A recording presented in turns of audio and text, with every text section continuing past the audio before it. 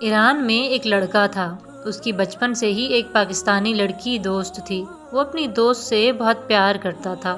بچپن سے وہ ساتھ تھے، عمر کا ایک بڑا حصہ ایک ساتھ گزار چکے تھے اور دونوں کو ایک دوسرے سے بے پناہ محبت بھی تھی۔ وہ ایک اچھا آرٹسٹ بھی تھا۔ اس لڑکے نے لڑکی کی کافی ساری تصویریں بنا کر اس لڑکی کو گفٹ کی تھیں۔ اس وقت وہ ایک کمپنی میں ایک آپریٹر کی حیثیت سے کام کر رہا تھا اور لڑکی کافی امیر خاندان کی تھی۔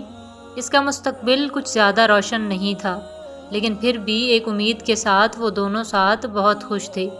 ایک دن اس کی دوست نے کہا کہ وہ گھر والوں کے ساتھ واپس پاکستان جا رہی ہے اور پھر کبھی واپس نہیں آئے گی۔ اس نے یہ بھی کہا کہ وہ ساتھ میں ان دونوں کا کوئی خاص مستقبل نہیں دیکھ رہی، تو اب سے ان دونوں کے راستے الگ الگ ہیں۔ یہ خبر اس پر قہر بن کر ٹوٹی۔ اس لڑکے کا دل ٹوٹ سا گیا۔ ابھی وہ صدمے میں تھا اور سوچ رہا تھا کہ کیا کیا جائے۔ پھر اسے معلوم ہوا کہ وہ اسے چھوڑ کر پاکستان جا چکے ہیں، لیکن جب وہ اپنے ہوش و حواس میں واپس آیا، کچھ عرصہ تو صدمے میں رہا۔ آخر اس نے خود کو سنبھالا۔ اس نے دن رات محنت شروع کر دی۔ پہلے اس نے پاکستان جانے کی ٹھانی، لیکن کچھ وجوہات کی وجہ سے نہ جا سکا۔ اس نے اپنا دماغ اور طاقت کچھ بننے میں لگا دی۔ کوشش کر کے آرمی جوائن کر لی، لیکن قسمت نے ساتھ نہ دیا اور کچھ وجوہات کی وجہ سے اسے آرمی سے نکال دیا گیا۔ اس کی ساری ہمت ٹوٹ چکی تھی اور وہ زندگی سے مایوس ہو گیا۔ نا امید اور مایوسی میں کوکین جیسی لت کو منہ لگا لیا، لیکن خدا کو بھی ابھی کچھ اور منظور تھا۔ اسی دوران اس کا بچپن کا ایک دوست انگلینڈ سے پڑھائی مکمل کر کے واپس آیا۔ وہ تو جیسے رحمت کا فرشتہ بن کر آیا اور آخر کار اس نے اسے ڈھونڈ ہی لیا۔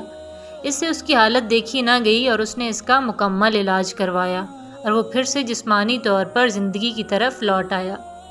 لیکن دل اور دماغ اب تک سارا کی تلاش میں اٹکا ہوا تھا۔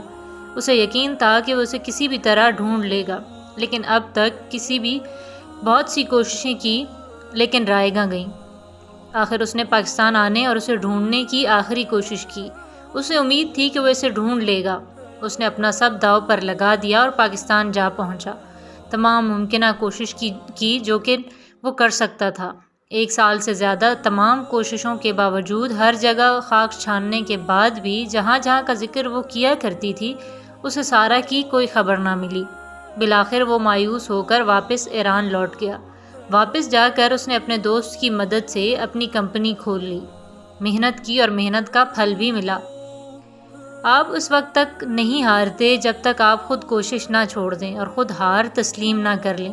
اس لڑکے نے بھی ہار نہ مانی اور پھر اس نے وہ حاصل کر لیا جو وہ چاہتا تھا۔ اسے کامیابیاں بھی ملیں، لیکن دل اب تک کہیں اور ہی تھا۔ وہ اپنی ہر کامیابی کا جشن اس کے ساتھ منانا چاہتا تھا۔ اسی دوران بھی اس نے اس سے ڈھونڈنے کی بہت کوشش کی۔ اس نے اسے ڈھونڈنے میں کوئی کسر نہیں چھوڑی تھی، لیکن اب تک بس ایک امید ہی تھی کہ وہ اسے ڈھونڈنے لگا تھا۔ لیکن ہر پل اس کی یاد، اس کے ساتھ گزرا ہوا پل اسے اذیت دیتا تھا۔ زندگی جیسے رک سی گئی تھی۔ راتوں کو اکیلے رونا اس کا حسب معمول بن گیا تھا۔ اسے یہ بھی معلوم نہ تھا کہ وہ کس حال میں ہے۔ لوگوں کے سامنے روز ہمت بنتا، مسکرا لیتا، لیکن کم ہی کوئی جان پاتا کہ اس کی مسکراہٹ کے پیچھے کتنے غم اور آنسو، اذیت چھپی ہوئی ہے۔ وقت گزر رہا تھا۔ ایک دن وہ کسی کام سے کچھ دن ہمدان شہر گیا ہوا تھا۔ ایک دن وہاں تیز بارش ہو رہی تھی۔ وہ لڑکا اپنی کار میں کہیں جا رہا تھا۔ اس نے دیکھا کہ ایک بوڑھے آدمی اور عورت ایک چھتری میں کہیں جا رہے ہیں۔ چھتری ہونے کے باوجود وہ بھیگ چکے تھے۔ اس کے پاؤں سے زمین نکل گئی۔ اسے یہ جاننے میں زیادہ وقت نہ لگا کہ وہ اس کی دوست کے والدین تھے۔ اس نے جان بوجھ کر کار کی اسپیڈ ہلکی کر دی، کیونکہ وہ چاہتا تھا کہ وہ لوگ اسے اس کی شاندار گاڑی میں دیکھیں۔ وہ چاہتا تھا کہ انہیں پتہ چلے کہ وہ اب ویسا ہی غریب نہیں رہا۔ اب اس کی اپنی کمپنی ہے، کار ہے اور سب کچھ ہے۔ لیکن پھر جو اس نے دیکھا، اس منظر نے اسے کچھ حیران کر دیا۔ وہ لوگ ایک قبرستان کی طرف جا رہے تھے۔ وہ لڑکا اپنی گاڑی سے اترا اور ان کے پیچھے چل دیا۔ اس نے دیکھا کہ قبر پر اس کی دوست کا نام لکھا ہے اور اس کے والدین کے ہاتھ میں اس کی دوست کی تصویر تھی۔ اس لیے تو دنیا جیسے رک ہی گئی تھی۔ اس نے دیکھا کہ اس کی بنائی ہوئی تصویریں جو کہ اس نے اس کو بنا کر دی تھیں، اس کے قبر کے برابر رکھی ہیں۔ اس کے والدین نے اسے دیکھ لیا تھا۔ پہلے تو صدمے میں اس سے کچھ بولا ہی نہیں جا رہا تھا، پھر پاگلوں کی طرح دھاڑے مار مار کر رونے لگا۔ اس لڑکے نے روتے روتے پوچھا کہ یہ سب کب ہوا؟ تو انہوں نے بتایا کہ وہ پاکستان کبھی نہیں گئی تھی، اسے کینسر ہو گیا تھا، اسے یقین تھا کہ تم کچھ بن سکتے ہو، اس لیے وہ تمہارے راستے میں دیوار نہیں بننا چاہتی تھی، اسی لیے اس نے تمہیں چھوڑنے کا فیصلہ کیا۔ کبھی کبھی اگر کوئی آپ کو ویسے پیار نہیں کرتا جیسے آپ چاہتے ہیں تو اس کا یہ مطلب نہیں ہوتا کہ وہ آپ سے پیار ہی نہیں کرتا۔ اس نے اپنے والدین سے کہا تھا کہ اس کے مرنے کے بعد یہ تصویریں اس کی قبر کے برابر میں رکھ دیں، کیونکہ اگر کسی دن قسمت تمہیں یہاں لے آئی تو تم اس کے سچے پیار کو سمجھ جاؤ گے۔ اس کی محبت جیسے وہ در بدر ڈھونڈ رہا تھا، وہ 3 سال پہلے ہی مٹی میں دفن ہو کر اپنی محبت کا انتظار کر رہی تھی۔ آج اس کی تلاش ختم ہو گئی تھی، آج اس نے اپنی محبت کو ڈھونڈ ہی لیا تھا۔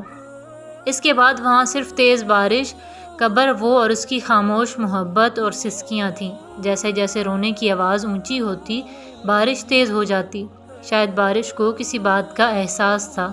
کسی کو یاد کرنے کا دردناک طریقہ یہ ہوتا ہے کہ آپ اس کے برابر میں بیٹھ جاؤ، یہ جانتے ہوئے بھی کہ نہ آپ اس کو پا سکتے ہو اور نہ ہی اسے کبھی دیکھ سکتے ہو۔ زندگی میں انہیں وقت دیں جو آپ کے لیے اہم ہے، کہیں ایسا نہ ہو کہ کسی دن آپ جاگیں تو اس انسان کو ہی کھو دیں جو آپ کے لیے بہت اہم تھا۔